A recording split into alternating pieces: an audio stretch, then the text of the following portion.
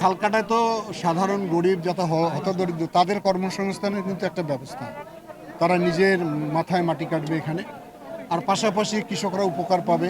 এই খালে যখন পানি থাকবে তখন অল্প খরচে তারা পানি ব্যবহার করে কৃষিকাজটাকে করতে পারবে এবং উপরিভাগের পানিটাকে ধরে রাখার একটা পরিকল্পনা আমাদের।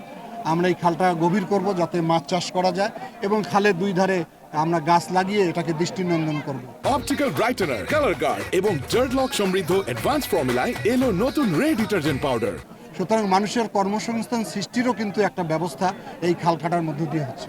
হ্যাঁ, আমাদের 3টা প্রকল্প এখানে কাজ করবে। আমাদের ওই যে 40 দিন 100 দিনের যে কর্মসূচি সেটা থাকবে, প্রয়োজন হলে কাবিখা আমরা দিব এবং গাছ রক্ষণাবেক্ষণের জন্য আমরা টিআরও দিব। এটা আমরা প্রশাসনকে বলেছি ক্লোজ মনিটরিং রাখতে, যাতে কোনো ধরনের দুর্নীতি না হয় এবং সেটা যাতে সঠিকভাবে কাজ হয়। আমি তো মাঝে মাঝে এটাকে পরীক্ষা নিরীক্ষা করব।